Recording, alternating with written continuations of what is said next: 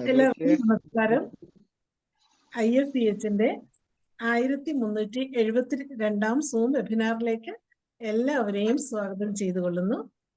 ഇന്ന് നമ്മളുടെ ചോദ്യോത്തര വേളയാണ്. അത് തുടങ്ങുന്നതിന് മുമ്പായി ഒരു നിമിഷം ഈശ്വര പ്രാർത്ഥന.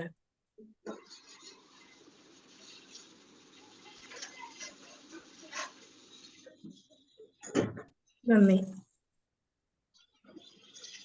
ഇന്ന് നമ്മളോടൊപ്പം എത്തിയിരിക്കുന്നത് ഡോക്ടർ ശാന്തചന്ദ്രൻ മാഡമാണ്.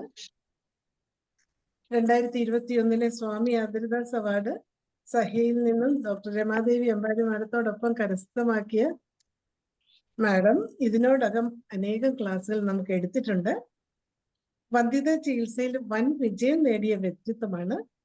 വന്ധ്യതയെക്കുറിച്ച് ധാരാളം പൊതുജന ബോധവൽക്കരണ ക്ലാസ്സുകൾ നടത്തിയിട്ടുണ്ട്. ഡോക്ടർമാർക്കായി സെമിനാറുകൾ നടത്താറുണ്ട്. 40 വർഷത്തെ ചികിത്സാനുഭവങ്ങളുള്ള ഡോക്ടർ ഇന്ന് നമ്മോടൊപ്പം ഒരു ചോദ്യോത്തര വേളയിലേക്കാണ് വന്നിരിക്കുന്നത്.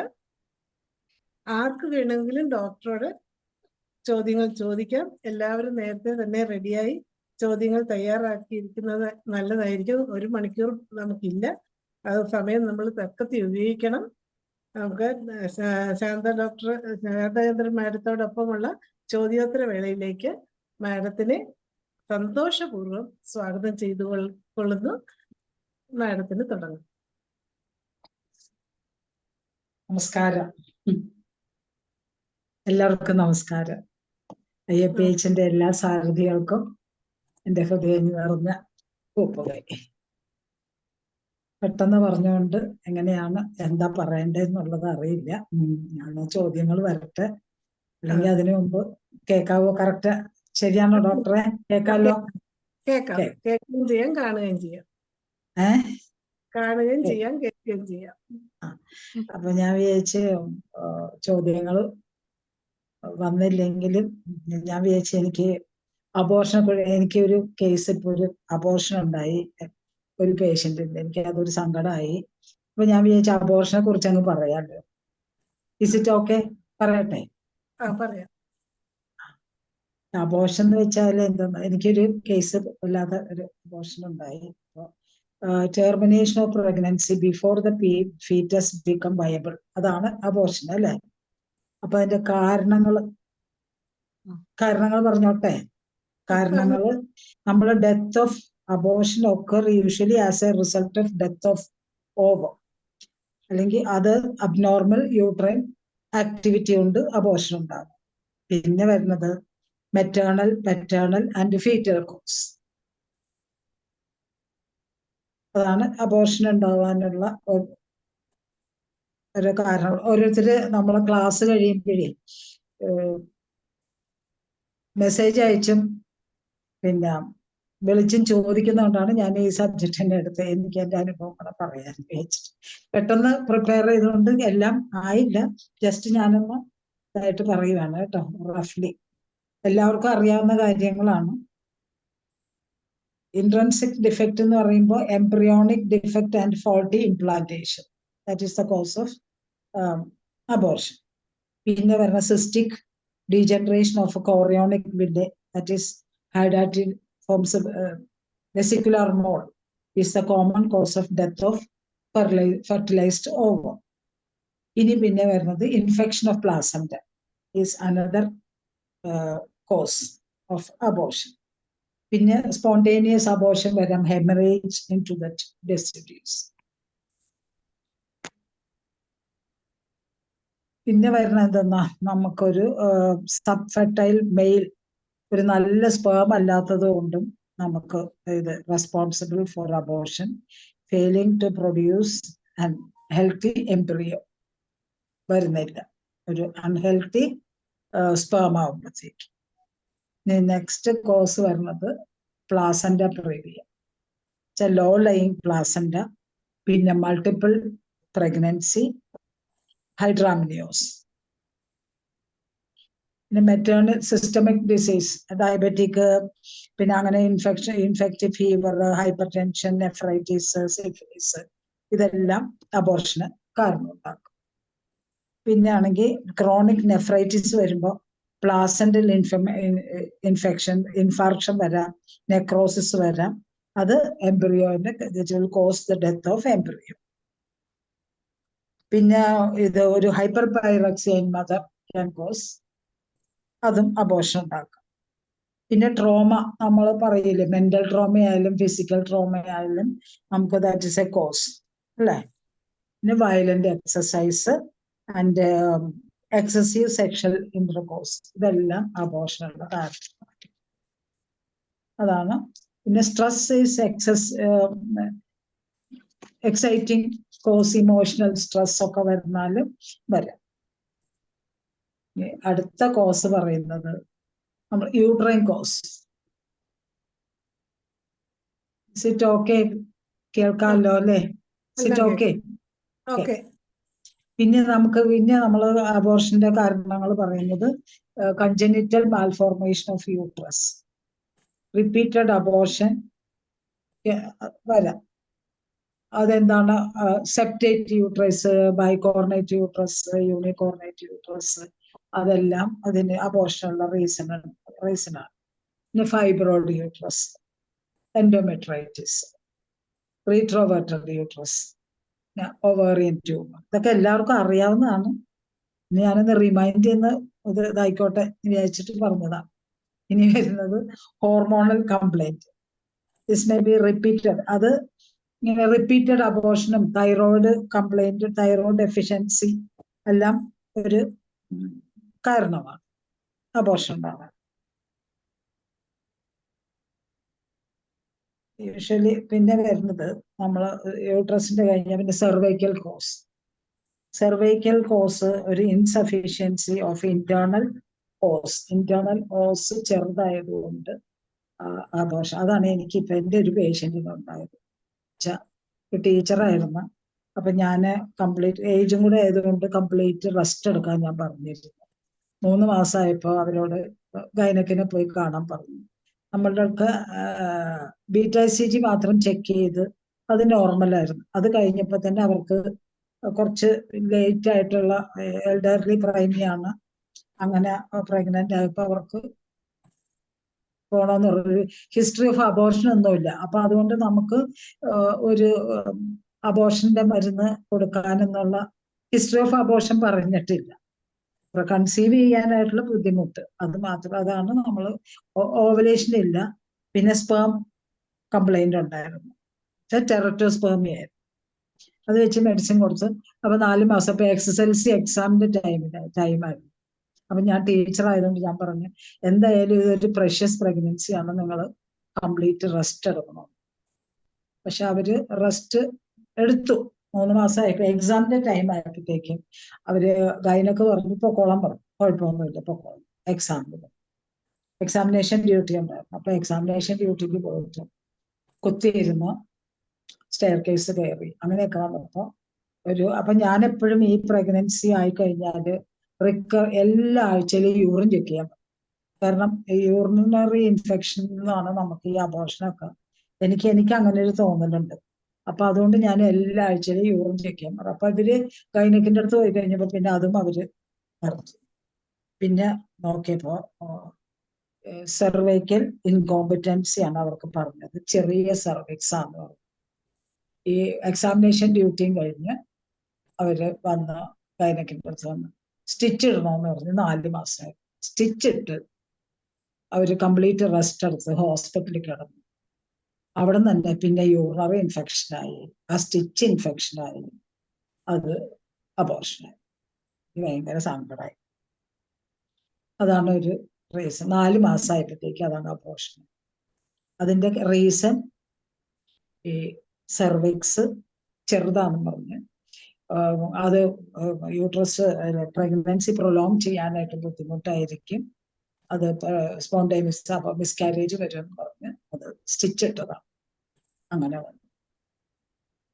അപ്പോ ഇനി പിന്നെ നമുക്ക് വരുന്ന കാരണം RH ഇൻകോമ്പറ്റബിലിറ്റി. അതെല്ലാവർക്കും അറിയാവുന്നതാണ്. Immune iso antibodies formed in maternal blood. അത് നമുക്കറിയാം. ഇനി നമുക്ക് ഇങ്ങനെ ഒരു കേസ് വന്നാൽ എന്തൊക്കെ ചെക്ക് ചെയ്യണം.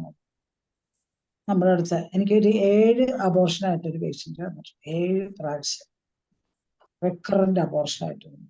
ഞാൻ എൻ്റെ യൂഷ്വൽ ട്രീറ്റ്മെന്റ് എങ്ങനെയാന്ന് വെച്ചാൽ, ഒന്ന് നമ്മൾ പറഞ്ഞ പോലെ സിസ്റ്റമിക് അസുഖങ്ങൾ നമ്മൾ പിന്നെ എന്താണ് ഡയബറ്റിക്, തൈറോയ്ഡ് കംപ്ലൈന്റ്, അതൊക്കെ നമ്മൾ ആദ്യം റൂൾ ഔട്ട് ചെയ്യും.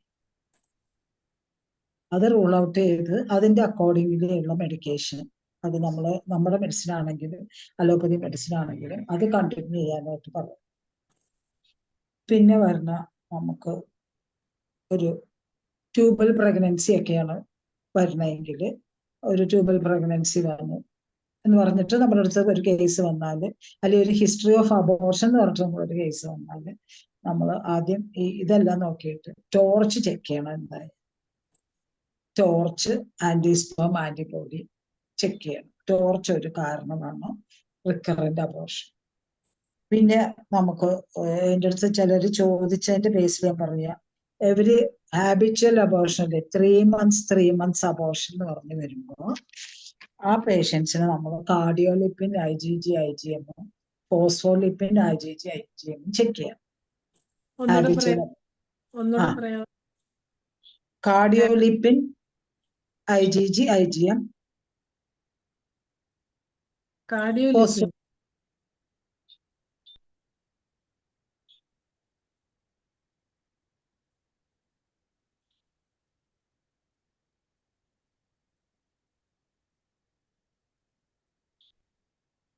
രണ്ടാമത്തെ ഏതായിരുന്നു? ഇത് രണ്ടും നമ്മൾ നിർബന്ധമായിട്ട് ചെക്ക് ചെയ്തിരിക്കണം.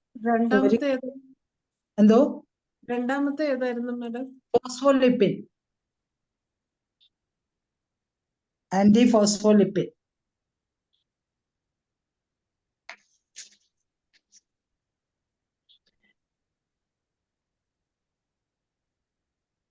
എവറി ഹാബിച്വൽ അബോർഷൻ വരില്ലേ, എവറി 3 months അങ്ങനെ പറഞ്ഞ് വരുന്ന കേസിൽ നിർബന്ധമായിട്ടും ഇത് ചെക്ക് ചെയ്തിട്ട് ഒരു 3 മാസം കംപ്ലീറ്റ് റെസ്റ്റ് എടുത്ത് നമ്മൾ മെഡിസിൻ കൊടുത്ത് ഇത് നോർമൽ ഒന്നുകൂടെ ചെക്ക് ചെയ്ത് അത് നോർമൽ ആയിട്ട് മാത്രമേ പ്രഗ്നൻസി ട്രൈ ചെയ്യാൻ പറയാവുള്ളൂ.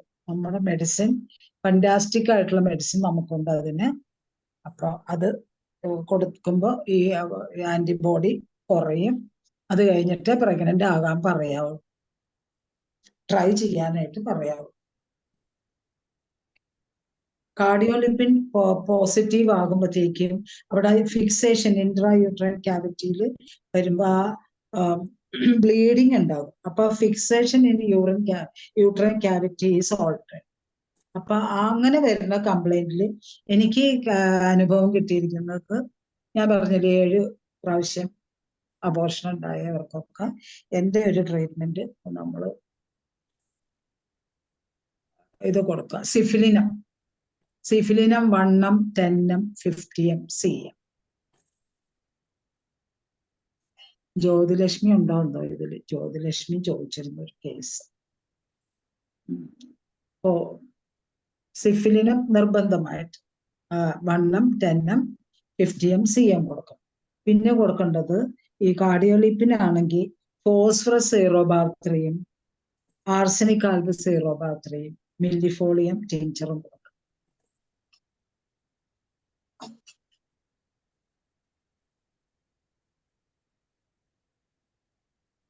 ഡെയിലി കൊടുക്കണം. ഡെയിലി കൊടുക്കണം. ഞാൻ 3 ഡോസൊക്കെ കൊടുക്കും ഡെയിലി. പിന്നെ 3rd month അബോർഷൻ പറയും. 3rd month അബോർഷൻ ആണ് ഒരു കറക്റ്റ് ഒരേ പീരീഡിൽ അങ്ങനെ വരുമ്പോഴത്തേക്ക് നമ്മൾ ഈ ഫോസ്ഫോലിപ്പിൻ പോസിറ്റീവ് ആകുമ്പോ എന്താന്ന് വെച്ചാൽ മെറ്റേണൽ ബ്ലഡ് ഫ്ലോ, അത് ഈ കുഞ്ഞിന്റെയും അമ്മയുടെയും ബ്ലഡ് ഫ്ലോയിൽ വരുമ്പോഴത്തേക്കും അതൊരു പർട്ടിക്കുലർ സമയം വരുമ്പോൾ അത് ബ്ലഡ് ക്ലോട്ട് ചെയ്യും. ബ്ലഡ് ക്ലോട്ട് ചെയ്യുന്നതുകൊണ്ടാണ് ആ 3 months അബോർഷൻ വരും. അപ്പൊ അതിന് നമുക്ക് കൊടുക്കാം. അത് സിഫിലിനും തന്നെ. പിന്നെ മെർക്സോളും ഫോസ്ഫറസ് 0/3, മെർക്സോള് 0/3 കൊടുക്കും. ഇങ്ങനെയുള്ള കേസുകളിൽ ഫസ്റ്റ് നമ്മൾ ആ പ്രഗ്നൻസി നമ്മൾ ഇത് ട്രൈ ചെയ്യാൻ പറയില്ലേ. അപ്പൊ ഈ ഓവലേഷൻ കഴിയുമ്പോൾ തന്നെ ഞാൻ എൻ്റെ അനുഭവം പറഞ്ഞ, ഓവലേഷൻ കഴിയുമ്പോൾ തന്നെ ഒരു ഡോസ് ആർണിക്ക തന്നെ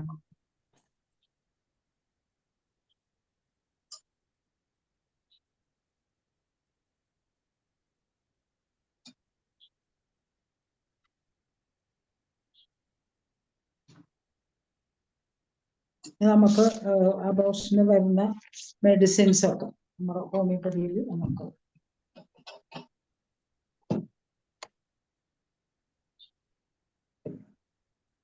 ഇന്നെന്താ പറയണ്ടേ ഡോക്ടറെ? ഇതെല്ലാം നമ്മൾ 3 മാസം കൊടുത്തിട്ട് വീണ്ടും ബ്ലഡ് നോക്കണം. വീണ്ടും ചെക്ക് ചെയ്തിട്ട് ടോർച്ച് ഉണ്ടെങ്കിൽ ടോർച്ച് പോസിറ്റീവ് ആണെങ്കിൽ ടോർച്ച് കറക്റ്റ് ചെയ്യാനുള്ള മരുന്ന് കൊടുക്കും, ടോക്സോപ്ലാസ്മ പ്രത്യേകിച്ച്. എന്നിട്ട് അത് നെഗറ്റീവ് ആയിട്ടേ പ്രഗ്നൻസിക്ക് ട്രൈ ചെയ്യാൻ സമ്മതിക്കാവുള്ളൂ. പിന്നെ അതിന്റെ കൂടെ നമുക്ക് സിഫിലിന് മാത്രമല്ല, നമുക്ക് വേറെ അബോർഷൻ ഒരുപാട് മെഡിസിൻ നമുക്കുണ്ട്. അപ്പൊ ഒരു ഹാബിച്വൽ അബോർഷൻ ആണെങ്കിൽ നമുക്ക് എപ്പോഴും ആ യൂട്രസ് ഹെൽത്തി ആക്കാനുള്ള മെഡിസിൻ കൊടുക്കണം. പിന്നെ നമ്മൾ ഈസ്ട്രോജൻ പ്രൊജസ്ട്രോൺ കുറവാണെങ്കിൽ, ഹോർമോണൽ ഇംബാലൻസ് ഉണ്ടെങ്കിൽ അത് കറക്റ്റ് ചെയ്യാൻ കൊടുക്കണം. അപ്പൊ നമ്മൾ യൂട്രസ് ഹാബിച്വൽ അബോർഷൻ യൂട്രസിന്റെ വാൾ തിക്നെസ്, അനീമിക് യൂട്രസ് എന്നൊക്കെ പറയുമ്പോൾ നമുക്ക് അലട്രീസ് കൊടുക്കാം. അലട്രീസ് ടിഞ്ചർ നമ്മള് പ്രഗ്നൻസി ആയാലും ഒരു 3 മാസം വരെ കൊടുക്കും. പിന്നെ നമുക്ക് അതുപോലെ തന്നെ ഹെലോണേസ് ടിഞ്ചർ അത് കൊടുക്കാം.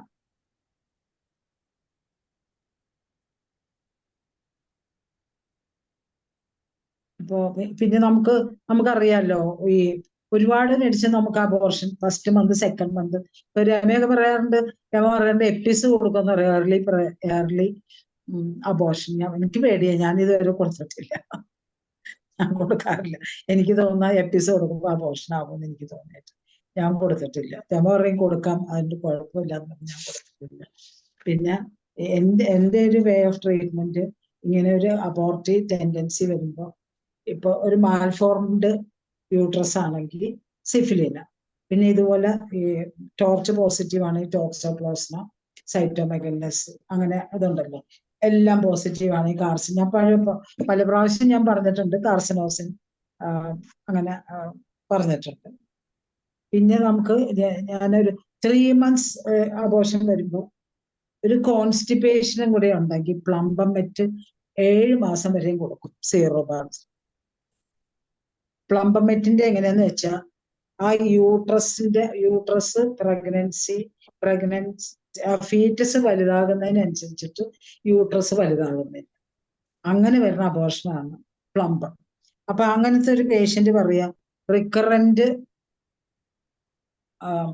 അബോർഷൻ പ്ലസ് സിവിയർ കോൺസ്റ്റിപ്പേഷൻ, അതിന്റെ കൂടെ അവർ പറയാ കോണ്ടാക്ട് ചെയ്യുമ്പോൾ സെമൻ കംപ്ലീറ്റ് പുറത്തേക്ക് പോകുന്നു. ഇത്രയും ഒരു 3 സിംറ്റം പറഞ്ഞാൽ നമുക്ക് പ്ലംബമെറ്റ് 50M പ്രഗ്നൻസി കൺസീവ് ആവണതിന് മുമ്പ് കൊടുക്കാം. പ്ലംബമെറ്റ് 50M. അത് കഴിഞ്ഞിട്ട് പ്ലംബമെറ്റ് 0 ബാർ ഒരു 7 മാസം വരെയും കണ്ടിന്യൂസ് ആയിട്ട് കൊടുക്കും.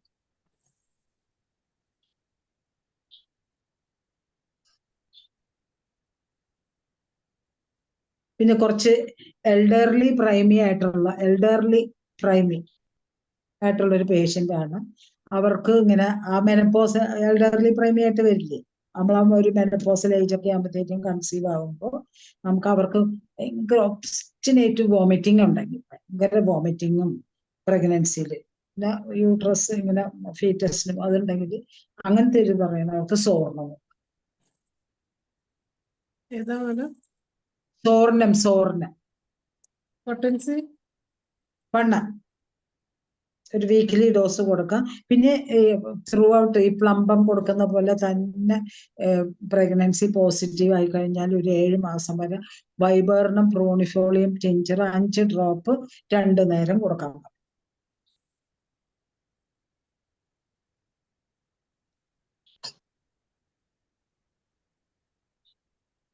ഞാൻ കൊടുക്കാറുള്ള മെഡിസിൻസ് ഇതൊക്കെയാണ്.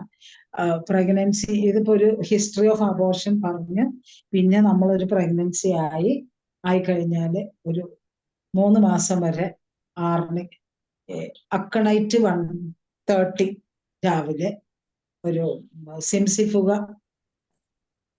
ഉച്ചയ്ക്ക്, ആർണിക്ക 30 രാത്രി. അതിങ്ങനെ ഒരു 3 മാസം വരെ കൊടുക്കാം. അത് കഴിഞ്ഞ് സ്കാൻ ചെയ്ത് കഴിഞ്ഞ് വയബിളായി ഫീറ്റസ് കുഴപ്പമൊന്നും ഇല്ലാന്നുണ്ടെങ്കിൽ ഒരു ഗൈനക്കിൻ്റെ അടുത്തേക്ക് വിടും. പിന്നെ നമ്മൾ പ്രഗ്നൻസി പ്രോട്ടോകോൾ വരുന്ന പേഷ്യന്റ് വന്നാൽ ഇപ്പൊ ആരും വരാറില്ല. ഇപ്പൊ ചിലവര് ഫോൺ കോൾ നിർത്തും, കൺസീവ് ആയെന്ന് പറഞ്ഞു, ഡെലിവറി ചെയ്ത പോലും അറിയില്ല. ഇത്രയൊക്കെയാണ് ഞാനിപ്പോ ഒന്ന് ഇത് ചെയ്തത്. പിന്നെ എന്തെങ്കിലും സംശയം ചോദിച്ചാൽ. മാഡം, നമ്മൾ ഈ ടോർച്ചിന്റെ പല പ്രാവശ്യം മാഡം പറഞ്ഞിട്ടുണ്ട്. എങ്കിലും ഇന്ന് പുതിയ കേൾക്കാത്ത ആരെങ്കിലും ഉണ്ടെങ്കിൽ ആ മെഡിസിൻ ഏതൊക്കെയാണെന്ന് പറഞ്ഞ. ടോർച്ചിന്റെ എന്ന് പറഞ്ഞത് ടോക്സോപ്ലാസ്മ, റുബല്ല, സൈറ്റോമെഗലസ്, ഹെർപ്പിസ്. അത് IgG IgM ചെയ്യാം. അത് പോസിറ്റീവ് ആണെങ്കിൽ ഞാൻ കൊടുക്കാറ് എല്ലാം പോസിറ്റീവ് ആയിരിക്കും. എല്ലാം പോസിറ്റീവ് ആണെങ്കിൽ കാർസിനോസിൻ ഒരു ഡോസ് കൊടുത്തിട്ട് ഇച്ചിനേഷ്യ ടീഞ്ചർ, സരസപ്പാഡില ടീഞ്ചർ, പിന്നെ അത് 2 കൊടുക്കണം. പിന്നെ ഇപ്പൊ എല്ലാം കിട്ടും. സൈറ്റോമെഗലസ് 200, റുബല്ല 200, ഹെർപ്പിസ് വൈറസ് 200, അങ്ങനെ എല്ലാം കിട്ടുന്നുണ്ട്. അപ്പൊ അത് നമുക്ക് കൊടുക്കാം. പിന്നെ നമുക്ക് കൊടുക്കാവുന്നത് മലാൻഡ്രിനം കൊടുക്കാം, ഡിഫ്തീരിയം ചെയ്യാം. ഒരു മാസം സരസപ്പാഡില പിന്നെ ഇത് ഇച്ചിനേഷ്യ ടിഞ്ചർ കൊടുത്തിട്ട് പിന്നെ ഇച്ചിനേഷ്യ 30 200 കൊടുക്കാം.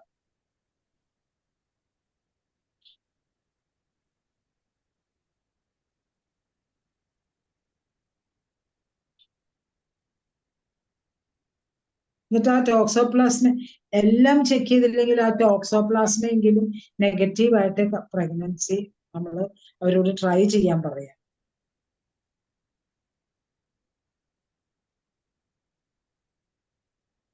സ്റ്റിച്ച് ഇടുമ്പോഴത്തേക്കാണ് ഈ ഇൻഫെക്ഷൻ ആയിട്ടാണ് എന്റെ ഇപ്പൊ ഈ പറഞ്ഞ ടീച്ചറിന്റെ അബോർഷൻ 4 മാസം.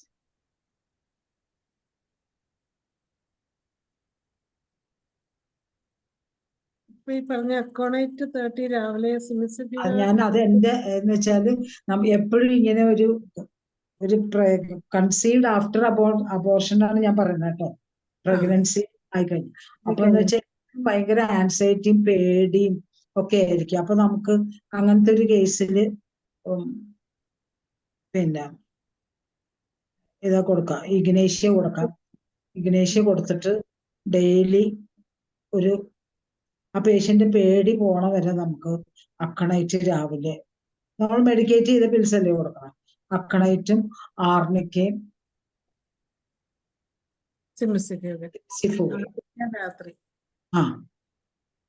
അപ്പൊ സിംസിഫുക ഒരു യൂട്രൈൻ ടോണിക്, നമുക്ക് ആ യൂട്രൈൻ വാൾസിനും അതൊക്കെ നമുക്ക് കറക്റ്റ് ചെയ്യും. പിന്നെ ആദ്യത്തെ അബോർഷൻ ഇങ്ങനെ ബ്ലീഡിങ് ഉണ്ടായി, ഈ കാർഡിയോലിപ്പിൻ ഫോസ്ഫോലിപ്പിൻ വരുമ്പോഴാണ് അതിൻ്റെതായിട്ടുള്ള ഞാൻ പറഞ്ഞു ആർണിക്ക 10 അതിന് മുന്നേ കൊടുക്കാനും.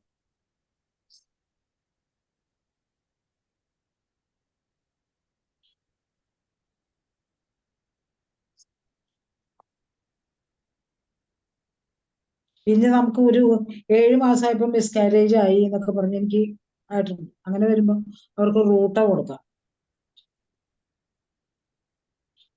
7 മാസമായത്? 7 മാസമായപ്പോ മിസ്കാരേജ് ആയി, പ്രസവിച്ച് കുട്ടി മരിച്ചത്, അങ്ങനെയൊക്കെ പറയുമ്പോൾ നമുക്ക് റൂട്ട കൊടുക്കാം. പൊട്ടൻസി ഏതാണ്? എന്തോ പൊട്ടൻസി 200. പിന്നെ ററ്റാനിയ കൊടുക്കാം കേട്ടോ. ററ്റാനിയ രമയുടെ ഒരു മാസ്റ്റർ പീസ് ആണ്. ററ്റാനിയ ടീച്ചർ എന്തായാലും കൊടുത്തിരിക്കും, ഒരു അബോർട്ടീവ് ടെൻഡൻസി വരും. ഞാനും കൊടുക്കാറുണ്ട് ററ്റാനിയ ടീച്ചർ. അത് പ്രത്യേകിച്ച് ഒരു പൈൽസിന്റെ കംപ്ലൈന്റും കൂടി ഉണ്ടെങ്കിൽ സൂപ്പറായി, നമുക്കത് വേറെ നോക്കാം.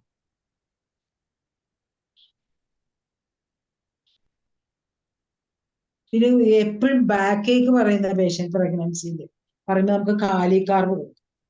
കാലികാർബ് ഒരു ഡോസ് കൊടുത്തിട്ട്, കാലികാർബിനുണ്ട് അതിന്റെ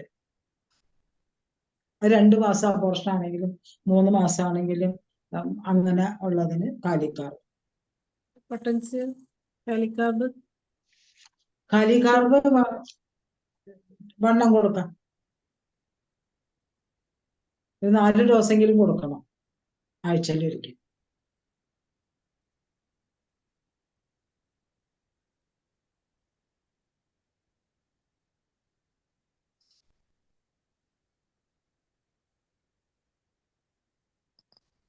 ഒരു സംശയം ഒരു ചോദ്യം വന്നിട്ടുണ്ട്. പ്രഗ്നൻസി പ്രോട്ടോകോൾ ഒന്ന് പറയാമോ? Protocol pregnancy protocol pregnancy protocol എന്ന് പറഞ്ഞാൽ ഞാനത് നേരത്തെ ഇതിൽ ഇട്ടിരുന്നതാണ്. ഞാൻ പറയാം. എൻ്റെ ഒരു പ്രോട്ടോകോള് പ്രഗ്നൻസി ഇപ്പൊ നമ്മള് അബോർഷൻ ഒന്നും അല്ല, നമ്മളൊരു പ്രഗ്നൻസി പിന്നെ യൂട്രൈൻ കംപ്ലൈന്റ് അല്ലെങ്കിൽ PCOD അല്ലെങ്കിൽ ഹസ്ബൻഡിന്റെ സെമൻ ഇത് അങ്ങനെ വരുന്ന കേസുകളിൽ നമുക്ക് ഞാൻ കൊടുക്കാവുന്നത് first sepia 200 4 dose once in 5 days. അത് കഴിഞ്ഞ് പിന്നെ തൂജ 200 4 ഡോസ്, അത് വൺസ് ഇൻ 5 days. അതിന്റെ കൂടെ ഇത് കൊടുക്കും കേട്ടോ, വൈബർണം പ്രോണിഫോളിയം ടിഞ്ചറും കൊടുക്കും. വൈബർണം പ്രോണിഫോളിയം ആണോ അലട്രീസ് ആണോ ഹെലോണിയസ് അതിൽ ഏതെങ്കിലും ഒന്ന് കൊടുത്തിരിക്കും. പിന്നെ അത് കഴിഞ്ഞിട്ട് പിന്നെ വൺസ് ഇൻ 15 days ഒരു 2 ഡോസ് സെപ്പിയ 1 തൂജ 1. അതാണ് ഞാൻ അത് കൊടുത്തിട്ട് പിന്നെ നമ്മള് അപ്പോഴേക്കും തന്നെ 3 മാസം ആവുമല്ലോ. പിന്നെ ഓരോ മാസത്തെ വേറെ ഓരോ കംപ്ലൈന്റ് അനുസരിച്ചിട്ട് നമുക്ക് കൊടുക്കും. പിന്നെ നമുക്ക് കൊടുക്കാൻ പറ്റണ എനിക്ക് ഈ നമ്മുടെ ബിജുവിന്റെ ഒരു SG ബിജുവിന്റെ ഒരു പ്രോട്ടോകോളുണ്ട്, അത് ഞാൻ കൊടുക്കാറുണ്ട്. ഫസ്റ്റ് ഡോസ് ഒരു ഡോസ് സിഫിലിന പറഞ്ഞാല്, അത് കഴിഞ്ഞ് നെക്സ്റ്റ് മന്തില് സിഫിലിനും വണ്ണം വേണോ? 10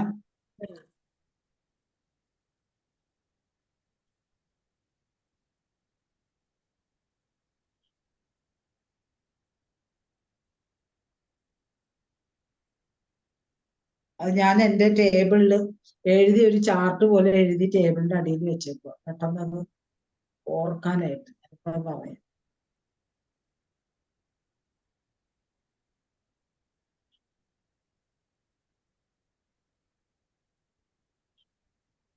സിഫിലിനും 10 ഫസ്റ്റ് ഇത്. പിന്നെ അത് കഴിഞ്ഞാൽ ട്യൂബർക്കുലിന് അതും 10 തന്നെ നെക്സ്റ്റ് മന്തില്.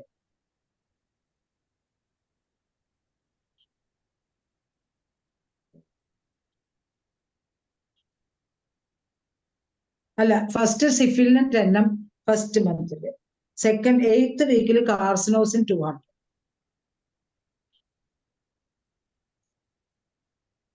ഓക്കെ. 12th വീക്കിൽ ട്യൂബർക്കുലിൻ 10.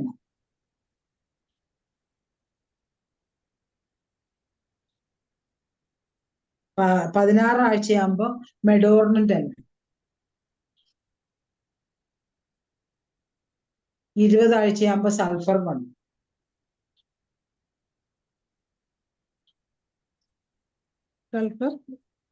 സൾഫർ 1. 24 ആഴ്ചയാകുമ്പോ സോറിനും 200.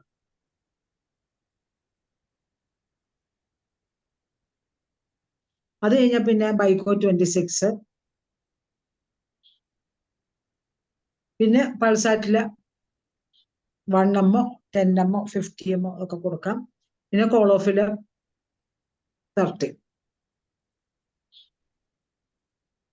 30 ആണെങ്കിലും 6 ആണെങ്കിലും ടിഞ്ചർ ആണെങ്കിലും കൊടുക്കാം, നോർമൽ ഡെലിവറിക്ക് വേണ്ടിയിട്ട്.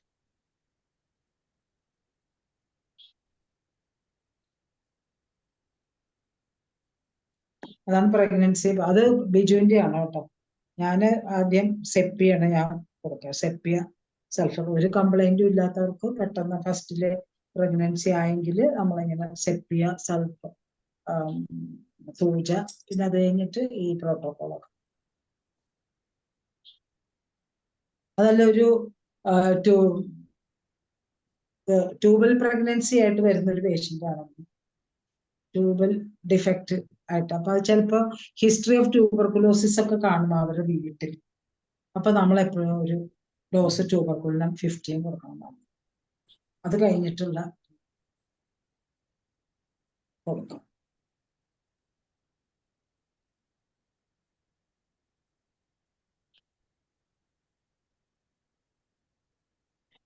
നമുക്ക് തുടക്കം മുതലേ ലതാ മനോഹരൻ ഡോക്ടർ ഹാൻഡ് റൈസ് ചെയ്തിരിക്കുകയാണ്. ഡോക്ടർക്ക് ചോദ്യം എന്താണോ അത് ചോദിക്കാം.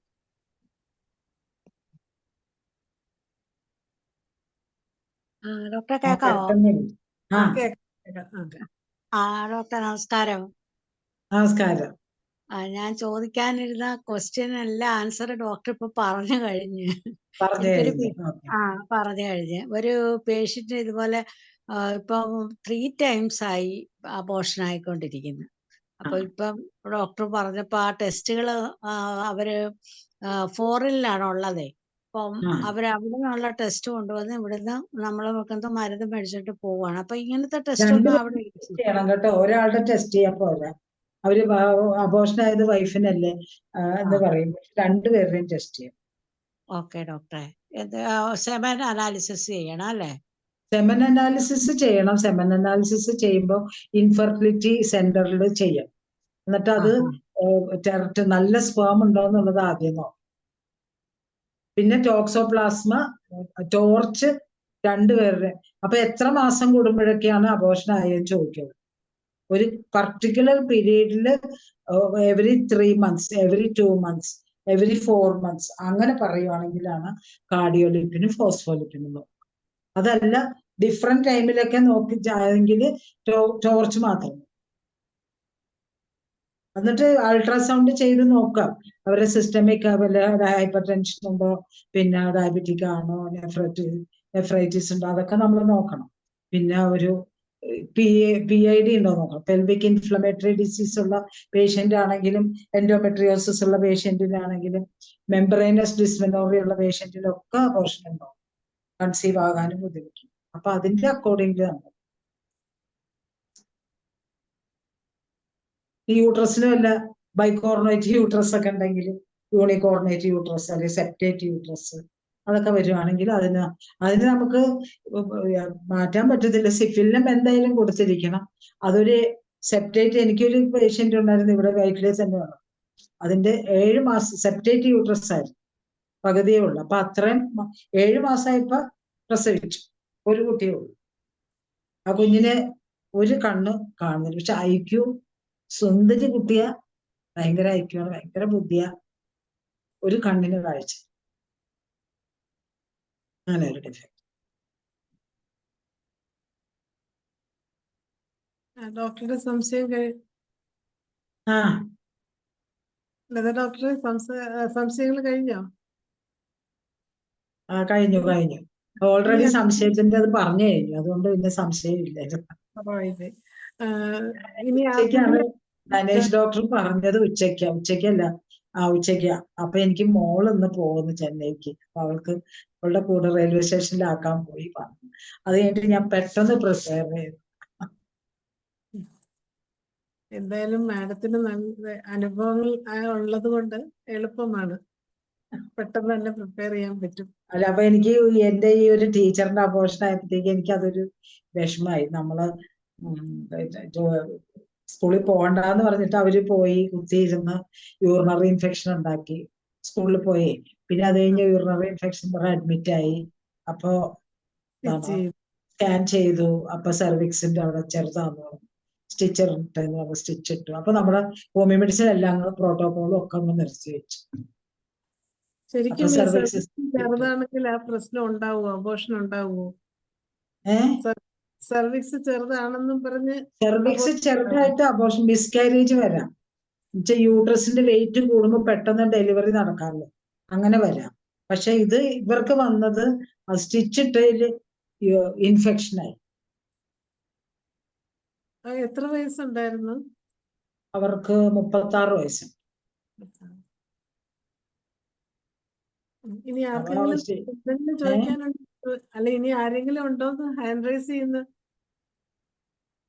അതുകൊണ്ട് ഞാനപ്പോ ആ കേസ് ഇങ്ങനെ എന്ത് പറ്റി അങ്ങനെ ഒരു വിഷമായിരുന്നു. അപ്പൊ അവര് മെഡിസിൻ ഒക്കെ കൊണ്ടുപോയിട്ടും കഴിച്ചില്ല എന്നൊക്കെ പറഞ്ഞിട്ടില്ല. അതിപ്പോ ഉടനെ ഉള്ള കാര്യമാണ്, ഉടനെ നടന്ന സംഭവമാണോ? ഇപ്പൊ ഉടനെ നടന്ന സംഭവമാണോ അത്? ഉടനെ നടന്ന സംഭവം. ഇപ്പൊ 2-3 ദിവസമായിട്ടുള്ളൂ. അത് SLC പരീക്ഷ കഴിഞ്ഞിട്ടേ പരീക്ഷയ്ക്ക് പോയി, എക്സാമിനേഷൻ ഡ്യൂട്ടിക്ക് പോയിരുന്നു. അപ്പൊ പിന്നെ അത് കഴിഞ്ഞ് വന്നു കഴിഞ്ഞപ്പോഴാണ് പനിയായി, യൂറിനറി ഇൻഫെക്ഷൻ ആയി. ഇത്ര നാളെ അഡ്മിറ്റ് ആയിരുന്നു ഹോസ്പിറ്റലിൽ. 3 ദിവസം മുമ്പാണ് അബോർഷൻ ആയത്. പരീക്ഷ കഴിഞ്ഞിട്ട് ഇപ്പൊ റിസൾട്ട് വന്നല്ലേ ഉള്ളൂ. 3 ദിവസം മുമ്പാ. ചോദിക്കാനുണ്ടെങ്കിൽ ഹാൻഡ് റൈസ് ചെയ്യണേ. ഇനി നമ്മുടെ സമയം ഇനി 20 മിനിറ്റുകളുണ്ട്. എല്ലാവരും ഒരു നല്ല ടോക്ക് രാജേശ്വരി ഡോക്ടറിന്റെ കേൾക്കാനിരുന്നതാ. അപ്പൊ പിന്നെ ഒരു തട്ടി മറ്റേ ഒരു ഇത് പറഞ്ഞോണ്ട് അങ്ങനെ പ്രതീക്ഷിച്ചിരുന്നിട്ട് വരാത്തതുകൊണ്ട്. പിന്നെ നമുക്ക് ഫൈബ്രോയിഡ് യൂട്രസ് ഉണ്ടെങ്കിൽ അബോർഷൻ വരാം. അത് ഫൈബ്രോയിഡ് ഉണ്ടെങ്കിൽ അബോർഷൻ വരണം നിർബന്ധമൊന്നുമില്ല. ആ ഇംപ്ലാന്റ് ചെയ്യുന്ന സ്ഥലത്ത് കൂടുതലും ആന്റീരിയർ വാളിൽ വരുന്ന സബ്സീറസ് ഫൈബ്രോയിഡ് ആണെങ്കിൽ, അങ്ങനെയാണ് ഞാൻ എൻ്റെ ഒരു ധാരണ. തെറ്റുണ്ടെങ്കിൽ എനിക്ക് പറഞ്ഞു തരണം കേട്ടോ. അങ്ങനെയുള്ളവർക്ക് അതുകൊണ്ടൊരു അബോർഷൻ വരും. യൂട്രൈൻ പോളിപ്പ് ഉണ്ടെങ്കിൽ വരും. പോളിപ്പൊക്കെ ഉള്ളവർക്ക് ബ്യൂഫോ കൊടുക്കണം നല്ലതാണ്. Calcarea carb, bufo. ഏത് പൊട്ടൻസിയാണ് മാഡം? ബ്യൂഫോ 200. കാൽക്കരി കാർബ് 200 അല്ല.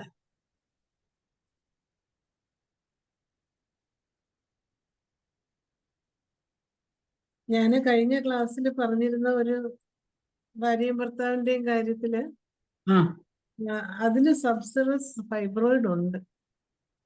സബ്സീറസ് ഫൈബ്രോയിഡ് ഉണ്ട്. പക്ഷെ ഇതുവരെയും അവര് സക്സസ് ആയിട്ടില്ല.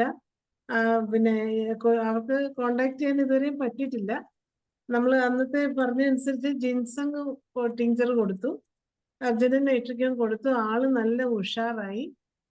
ഒരുവിധം ഒരു ശരിയാകുന്ന ഒരു അവസ്ഥ വരെ ഇങ്ങനെ വന്നു. ആളുടെ മനസ്സൊക്കെ ഒത്തിരി ഹാപ്പിയായി, തൊടാനൊക്കെ സമ്മതിക്കുന്നതായി. മറ്റേത് തൊടാൻ പോലും സമ്മതിക്കുകയല്ലായിരുന്നു. ഡോക്ടറെ പക്ഷെ ഇപ്രാവശ്യം വന്നപ്പം ഭാര്യ തോളെ തട്ടുന്നു, ഒന്നും അനങ്ങുന്നില്ല. വളരെ ഹാപ്പി ആയിട്ടാ വന്നത്. പക്ഷെ പുള്ളിക്കൊരു കുഴപ്പം പറ്റി, മദ്യപാനത്തിന് പോയി. അതോടുകൂടി തുടങ്ങി. അതോടുകൂടി ഇത് മുഴുവൻ ഒരു കല്യാണത്തിന് പോയി തുടങ്ങി, ഇപ്പം ജോലിക്ക് പോയിട്ട് കുടിക്കാൻ തുടങ്ങി. അങ്ങനെ വന്നപ്പോ ഇപ്പൊ ഈ കിട്ടിയതെല്ലാം അങ്ങ് പോയി. ഇന്നലെ എൻ്റെ അടുത്ത് വന്ന് ഇനി ഇത് മേലെ ഇനി പോകുകയില്ല എന്ന് പറഞ്ഞ് രണ്ടാമത് ഇന്നലെ വളരെ ഹാപ്പി ആയിട്ട് തന്നെ വന്ന് മരുന്ന് വാങ്ങിച്ചുകൊണ്ട് പോയിട്ടുണ്ട്.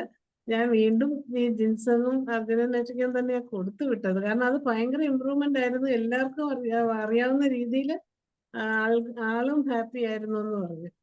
പക്ഷെ ഈ മദ്യപാനം കൊണ്ടാണ് ഈ ഒരു പ്രശ്നത്തിലേക്ക് പോയത്. ഫാമിലി ഹിസ്റ്ററിയിൽ മദ്യപാനം ഉണ്ടെങ്കിൽ, അച്ഛനൊക്കെ മദ്യപിക്കുന്നവരാണെങ്കിൽ സിഫിലിനും കൊടുക്കണം. ഞാനിപ്പോ എൻ്റെ അടുക്ക ഒരു മദ്യപാനിക്ക് ഞാൻ അക്സോമിക്ക വണ്ണം തന്നെ കൊടുത്തു. ആദ്യം ഒരു ഡോസ് വന്നപ്പോ ഇട്ട് കൊടുത്ത്, പിന്നെ 1 ഔൺസ് വെള്ളത്തിലൊരു 10 തുള്ളി ഇട്ടിട്ട് അത് ഇങ്ങനെ ഷെയ്ക്ക് ചെയ്ത് ഒരു 20 ഡ്രോപ്പ് വെച്ച് കഴിക്കാൻ പറഞ്ഞു. എന്തായാലും കൊണ്ടുപോയിട്ട് ഇപ്പൊ ഒരു 40-42 ദിവസമായി, ഇതുവരെ കഴിച്ചില്ലെന്ന്. ഇനി നാളെ വരും, മരുന്ന് തീരാറായി. അങ്ങനെ കൊടുക്കണം. ഫാമിലി ഹിസ്റ്ററി ഉണ്ടെങ്കിൽ സിഫിലിൻ 2 ഡോസ് ഉണ്ട്. അപ്പനും കുടിക്കുന്ന പറയില്ലേ? ഇല്ല, അപ്പനെ അങ്ങനെ ഭയങ്കര സ്ട്രിക്റ്റ് ആണ്. പക്ഷെ ഇപ്പം പുള്ളിക്ക് സ്ട്രോക്ക് വന്നു. അച്ഛന് സ്ട്രോക്ക് വന്ന് ഇപ്പം അതിൽ നിന്ന് ഏകദേശം രക്ഷപ്പെട്ടിട്ടുണ്ട്. ഇമ്പ്രൂവ്മെന്റ് ഉണ്ട്, ആൾക്ക് ഒത്തിരി ഇമ്പ്രൂവ്മെന്റ് ഉണ്ട്. അപ്പൊ ഇനി അന്ന് അശ്വഗന്ധ കൂടെ കൊടുക്കണമെന്ന് എന്നോട് അന്ന് രമാദേവി മാഡം പറഞ്ഞായിരുന്നു. അശ്വഗന്ധ അത് ഇനി അടുത്ത പ്രാവശ്യം കൂർഗില് പോയിരിക്കുക, മോള് ഒന്ന് കൊണ്ടുപോയിരിക്കുക. എനിക്ക് അല്ലെങ്കിൽ രമയും കൂടെ എന്തെങ്കിലുമൊക്കെ കുറെ പറയുമായിരുന്നു. സലീംകുമാർ ഡോക്ടർ ഉണ്ടല്ലോ മാഡത്തിനോട്. സലീംകുമാർ ഡോക്ടർ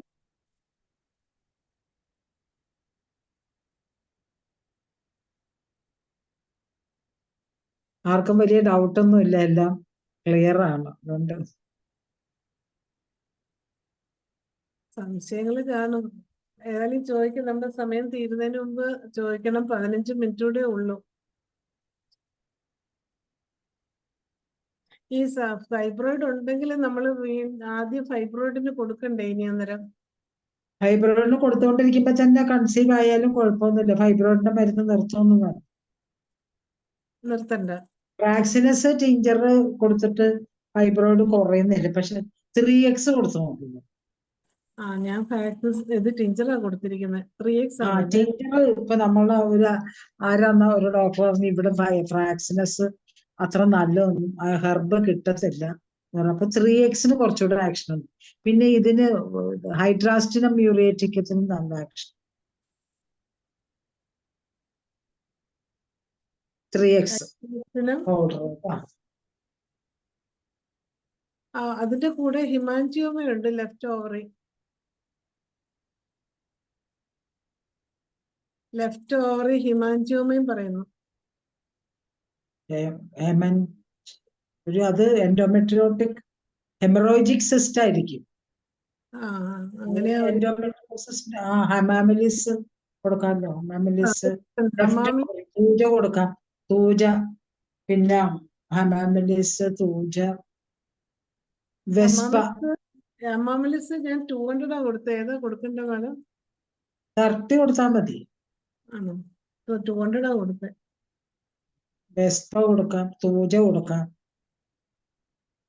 തൂജ ഏത് പൊട്ടൻസി ആണ്? ഞാൻ 30 കൊടുക്കാറ്. ഫൈബ്രോ ഇത് സിസ്റ്റിനൊക്കെ കൊടുക്കും.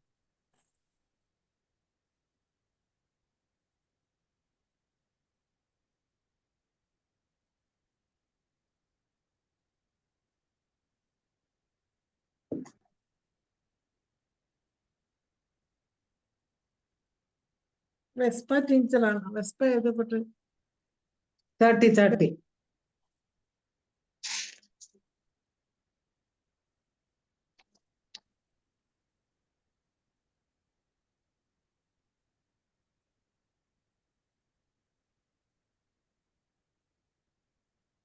ലതാ മനോഹരൻ ഡോക്ടർ വീണ്ടും ഹാൻഡ് റൈസ് ചെയ്തിട്ടുണ്ട്.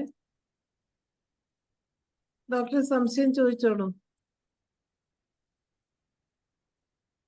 ലതാ മനോഹരൻ ഡോക്ടർ.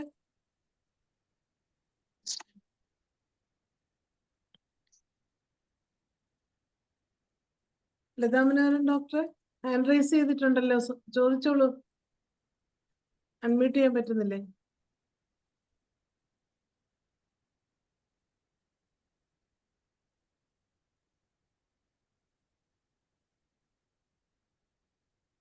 അൺമ്യൂട്ട് ചെയ്തോ ഡോക്ടർ? അൺമ്യൂട്ട് ചെയ്തോ? കാണുന്നില്ല ഡോക്ടറെ. ഡോക്ടർ കേൾക്കാം. കേക്കാവോ? കേക്കാം. ഡോക്ടറെ, ഞാൻ ചോദിക്കുന്നത് ഒരു ക്വസ്റ്റ്യൻ. സിസ്റ്റും ഉണ്ട്, ഫൈബ്രോയിഡും ഉണ്ട്. യങ് കപ്പിളാണ്. അപ്പൊ അവരുടെ ചികിത്സയിൽ ഈ ഫൈബ്രോയിഡും സിസ്റ്റും കൂടെ വന്നപ്പോ നമ്മൾ എങ്ങനെയാ ഹാൻഡിൽ ചെയ്യണ്ടേ? അതിന് നമ്മൾ കറക്റ്റ് ആയിട്ട് കേസ് എടുത്ത് കോൺസ്റ്റിറ്റ്യൂഷൻ കൊടുത്തെങ്കിൽ ശരിയാവും. ഓക്കെ, ശരി. കറക്റ്റ് ആയിട്ട് കോൺസ്റ്റിറ്റ്യൂഷൻ റെമഡി കൊടുക്കണം. അത് കാൽക്കേരിയ കാർബാണ്, അത് കൊടുക്കുകയും ചെയ്യണം. പിന്നെ നമുക്ക് സിസ്റ്റിന്റെ ഒക്കെ ഇങ്ങനത്തെ മെഡിസിൻ കൊടുക്കാം. സബൈനയാണ് ഞാൻ കൊടുത്തിരിക്കുന്നത്. സബൈനയൊക്കെ കൊടുക്കുമ്പോ അത് സിസ്റ്റ് പോകാനായിട്ടല്ലേ കൊടുക്കാം. പിന്നെ ചൈന 1 സബൈന 30 ആണ് നമ്മളിപ്പോ കൊടുത്തോണ്ടിരിക്കുന്നത്. അത് തന്നെ മതിയാവോ? തൂജയും കൂടെ കൊടുക്കായിരുന്നു. ആണോ ഡോക്ടറെ? പൂജ 10 വീക്കിലി വൺസ് കൊടുക്കും. ഓഹോ. ഒരു ജനറ്റിക് ഡിസോർഡറിനെ കുറിച്ച് ഒരു ചാറ്റ് വന്നിട്ടുണ്ടായിരുന്നു. ജനറ്റിക് ഉള്ളവർക്ക് അതുള്ളവർക്ക് നമുക്ക് സിഫിലിനും 1, 10, 50 CM വരെ കൊടുക്കണം കേട്ടോ, എന്നിട്ട് കൺസീവ് ചെയ്യാവുള്ളെന്ന് പറയും. പിന്നെ DNA കൊടുക്കണം അവർക്ക്. ഒരു ഡോക്ടർ ഒരു ചാറ്റ് ബോക്സിൽ ഇട്ടിട്ടുണ്ടായിരുന്നു, ജനറ്റിക്. അറിയാമോ ഡോക്ടറെ? അത് ആരാന്ന് അറിയില്ല. പിന്നെ ജനറ്റിക് കംപ്ലൈന്റ് എന്ന് പറഞ്ഞു കൊടുത്തിട്ടുണ്ട്. അത് സിന്ധു ഡോക്ടർ. സിന്ധു ഡോക്ടറെ family history of genetic disorders. അപ്പൊ അവർക്ക് കൊടുക്കുന്നത് സിഫിലിറ്റിക് അല്ലേ അത്? സിഫിലിനും എല്ലാ പൊട്ടൻസിയും കൊടുക്കണം. പിന്നെ അത് 2 പേർക്കും DNA കൊടുക്കണം.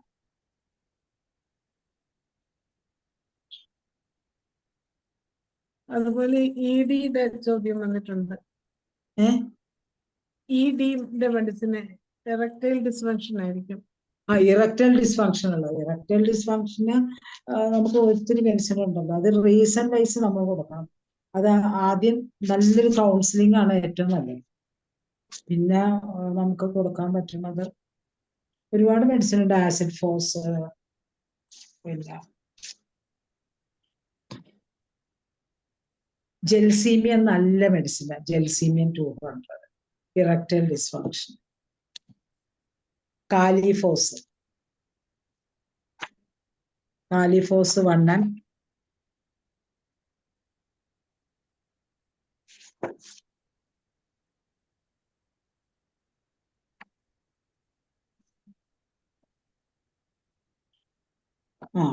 Erectile ഡിസ്ഫങ്ഷന്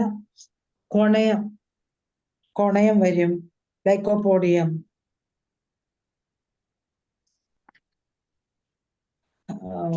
palladium, ഒണോസ്മോഡിയം, നുഫർലൂട്ടിയം. ഭയങ്കര ബിസിനസ്സുകാരൊക്കെ ആണെങ്കിൽ നാക്സോമിക്ക് കൊടുക്കാം. പിന്നെ ഇത് വരാവുന്ന picric acid business people. Selenium mentally, yohimbinum, salix niger, ഇതെല്ലാം ഇതിനുള്ളതാണ്. ഈ ഇറക്ടൈൽ ഡിസ്ഫങ്ഷൻ ഉള്ളത്. IVDP ഉണ്ട്. ഇറക്ടൈൽ ഡിസ്ഫങ്ഷൻ ഉണ്ടെങ്കിൽ നമുക്ക് കൊബാൾട്ടം നല്ലത്. കൊബാൾട്ടം കൊടുക്കുമ്പോൾ എനിക്ക് CM-ലാണ് കേട്ടോ ആക്ഷൻ കിട്ടിയത്.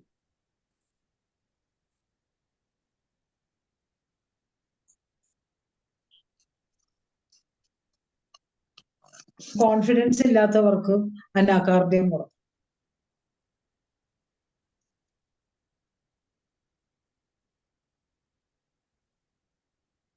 സമയമായോ? ഇല്ല, സമയമായില്ലേ. ഇനി 8 മിനിറ്റ് ഉണ്ട് നമുക്ക്. രാമയാന കൊടുക്കാം രാത്രി. എന്തോ അനാക്കാർഡിയ ഏത് പൊട്ടൻസിയാ കൊടുക്കണ്ടേ? അനാകാർഡിയം 10 കൊടുക്കും. ഈ പറഞ്ഞ ജിൻസങ് ഒക്കെ ഇതിന് വരികയല്ലേ? ജിൻസങ് ടിഞ്ചർ കൊടുക്കാം. ജിൻസങ് ടിഞ്ചർ കൊടുക്കാം. അശ്വഗന്ധ. ജിൻസങ് എപ്പോഴും സ്റ്റെം സെൽസിൽ ആക്ട് ചെയ്യുന്ന മെഡിസിൻ. ഒരു സെൽസിന് അത് മെയിലിനും ഫീമെയിലിനും കൊടുക്കാം. ഓവലേഷൻ ഇല്ലാത്ത കേസിലൊക്കെ ജിൻസങ് കൊടുക്കാം.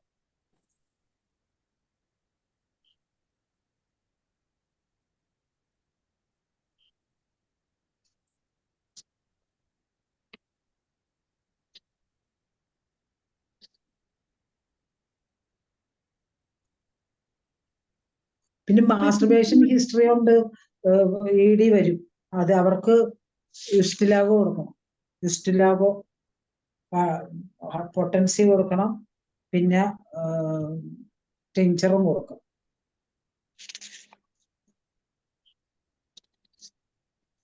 അല്ല, പൊട്ടൻസി ടിഞ്ചറും കൊടുക്കും. ടിഞ്ചറും കൊടുക്കാം. ഈ ആ ടെൻഡൻസി മാറാനായിട്ട് ആദ്യം ടിഞ്ചർ കൊടുക്കാം, അത് കഴിഞ്ഞിട്ട് പിന്നെ നമുക്ക് പൊട്ടൻസി. പിന്നെ യൂപ്പറ്റോ പെർഫല്ല കേട്ടോ, യൂപ്പറ്റേറിയം പർപ്പ്. പിന്നെ ടൈറ്റാനിയം നല്ല മെഡിസിൻ, ടൈറ്റാനിയം. മാസ്റ്റർബേഷന്റെ അല്ലേ മാഡം പറയുന്നത്? മാസ്റ്റർബേഷന്റെ ആണോ പറയുന്നത്, EDD ആണോ? അല്ലല്ല, മാസ്റ്റർബേഷന്റെ കാരണം കൊണ്ട് ഇറക്ടൈൽ ഡിസ്ഫങ്ഷൻ വരും. അതിനകത്താണ് യൂപ്പറ്റോറിയം പർപ്പും ടൈറ്റാനിയവും. യൂപ്പറ്റേറിയം പർപ്പ്, ടൈറ്റാനിയം, പിന്നെ ഇത് ബറൈറ്റ ഫോസ് നല്ലതാണ്. ഗ്രാഫൈറ്റിസ് ബെസ്റ്റ് മെഡിസിൻ അല്ലേ. ഗ്രാഫൈറ്റിസിന്റെ ഇമ്പോർട്ടൻസിയും ഉണ്ട്, ഇറക്ടൈൽ ഡിസ്ഫങ്ഷൻ ഉണ്ട്, സെമൻ വരുകയില്ല, വരാൻ ഭയങ്കര ബുദ്ധിമുട്ടാണ്.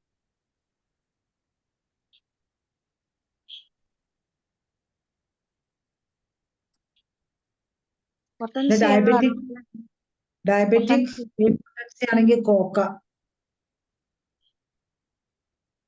ഗ്രാഫൈറ്റിസിന്റെ പൊട്ടൻസി ചോദിച്ചു. Cocoa tincture. മറ്റേ ഗ്രാഫൈറ്റിസിന്റെ ഗ്രാഫൈറ്റിസ് 200 കൊടുക്കാം, 10 കൊടുക്കാം.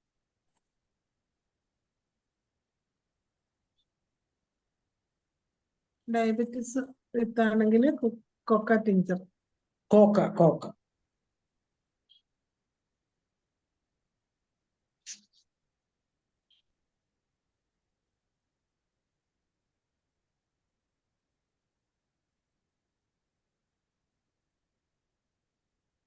ലതാ മനോഹരൻ ഡോക്ടർക്ക് എന്തെങ്കിലും ചോദിക്കാനാണോ? അല്ല, ഞാൻ കഴിഞ്ഞു, ചോദിച്ചായിരുന്നു, കഴിഞ്ഞു. Thank you. ഇനി ആർക്കെങ്കിലും എന്തെങ്കിലും സംശയം ഉണ്ടോ? ചാറ്റ് ബോക്സിൽ ഇട്ടാലും മതി, നേരിട്ട് വരാൻ ബുദ്ധിമുട്ടുണ്ടെങ്കിൽ ചാറ്റ് ബോക്സിൽ ഇട്ടാലും മതി.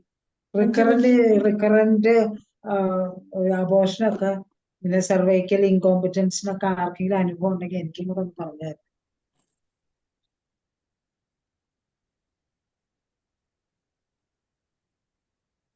ഞാൻ കൊടുക്കുന്ന മെത്തേഡ് അല്ലാതെ കൊടുക്കുന്നവരുണ്ടെങ്കിൽ എനിക്ക് അത് പറഞ്ഞുതരാൻ.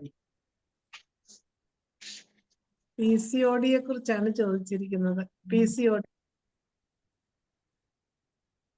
PCOD എപ്പോഴും പറയുന്നതല്ലേ.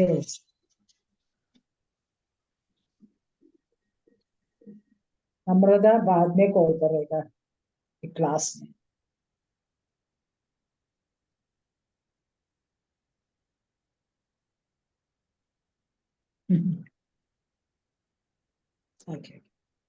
PCOD ഒരു വലിയ സബ്ജക്റ്റ് അല്ലേ, കുറെ പറയണ്ടേ.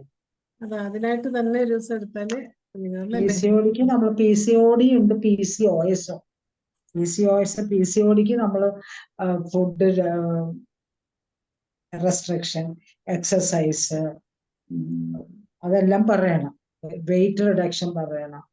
പിന്നെ നമുക്ക് എപ്പിസ്, പൾസാറ്റില, തൂജ, പിന്നെ സെനീഷ്യോ, ഫങ്ഷണലായിട്ട് വരുമ്പോ സെനീഷ്യോ, ഡാമിയാനോ, എൻഡോമെട്രിയം തിക്നെസ് കുറവാണെങ്കിൽ അത് ഡാമിയാനോ കൊടുക്കാം, അലട്രൈസ്, അങ്ങനത്തെ ടിഞ്ചറുകൾ.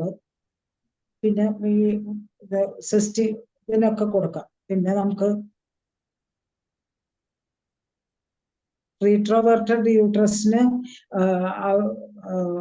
ഇതിലൊരു ചാറ്റ് ബോക്സിൽ വന്നു.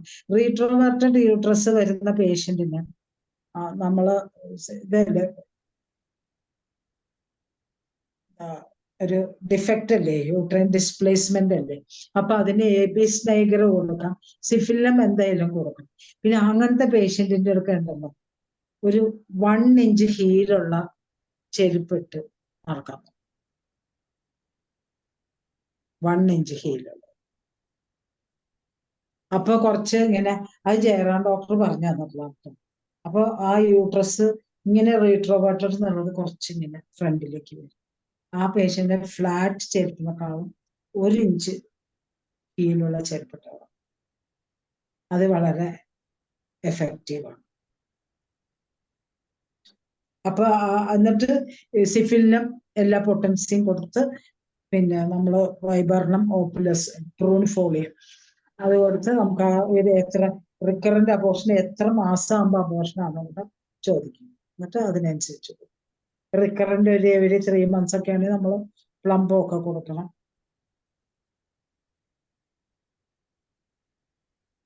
ക്ലിയർ ആയെന്ന് വിചാരിക്കുന്നു. അടുത്ത ചോദ്യം ആന്റി ഫോസ്ഫോലിപ്പിഡ് സിൻഡ്രോമിന്റെ മെഡിസിൻ. അത് മാഡം നേരത്തെ പറഞ്ഞായിരുന്നു. ആന്റി ഫോസ്ഫോലിപ്പിഡ് സിൻഡ്രോം ഞാനത് പറഞ്ഞായിരുന്നല്ലോ. സിഫിലിനം 1 തുടങ്ങി CM വരെ കൊടുക്കണം. പിന്നെ മെർക്സോൾ 0/3, ആർസാൽബ്, ആർണിക്ക, ഫോസ്ഫറസ് 0/3.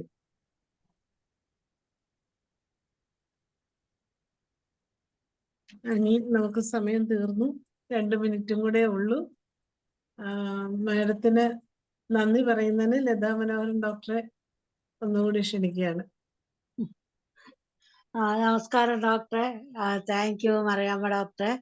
പിന്നെ അവിചാരിതമായിട്ട് ഡോക്ടറോട് പറഞ്ഞിട്ട് പോലും ചന്ദ്രൻ ഡോക്ടർക്ക് ഇത്രയും വളരെ ഡീപ്പായിട്ട് ഈ വിഷയം നമുക്ക് പറഞ്ഞു തരാനും ഇതിന്റെ പരിശോധനകളെ പറ്റി വളരെ നല്ല ഒരു അവയർനെസ് തരാനും സാധിക്കുകയും ഒക്കെ ചെയ്തിട്ടുണ്ട്. ഇനി നേരത്തെ ക്വസ്റ്റ്യൻ ചോദിച്ച പോലെ അതിനെപ്പറ്റി കൂടുതൽ ഇനിയും ഒരു ഡീറ്റെയിൽ ആയിട്ടുള്ള ഇതുപോലെയുള്ളൊരു നല്ല ക്ലാസ് നമ്മൾ പ്രതീക്ഷിക്കുന്നു. എൻ്റെ പേരിലും ISPHന്റെ പേരിലും ഇവിടെ പങ്കെടുത്ത എല്ലാവരുടെയും പേരിലും നന്ദി, നമസ്കാരം. നന്ദി, നമസ്കാരം. ഗുഡ് നൈറ്റ് എല്ലാവർക്കും. സന്തോഷം. എന്തായാലും വളരെ നല്ല വിഷയമാണ് ഇന്ന് മാഡം തിരഞ്ഞെടുത്തത്. അബോർഷൻ എന്നുള്ള വിഷയം. ഇത്രയും നല്ല അറിവ് നമുക്ക് കിട്ടിയിട്ടുണ്ട്. അതുകൊണ്ട് എത്രയും പെട്ടെന്നായി പോയി എന്നൊന്നും മാഡം ചിന്തിക്കേണ്ട. വളരെ നല്ല ക്ലാസ് ആയിരുന്നു ഉണ്ടായിരുന്നത്. ഇനിയും ഞങ്ങളോടൊപ്പം ഇതുപോലെ എത്തണം. ഒരിക്കൽ കൂടി മാഡത്തിന് പ്രത്യേകം നന്ദി അറിയിക്കട്ടെ. അതുപോലെ ഇന്ന് ഈ സൂമിൽ പങ്കെടുക്കുന്ന എല്ലാവർക്കും പ്രത്യേകം നന്ദി അറിയിക്കുകയാണ്. അങ്ങനെ ഇന്നത്തെ 1372 സൂം വെബിനാർ നമുക്ക് അവസാനിക്കുകയാണ്.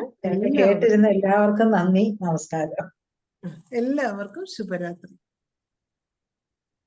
ശരി, ഓക്കെ, ഗുഡ് നൈറ്റ്. ഓക്കെ.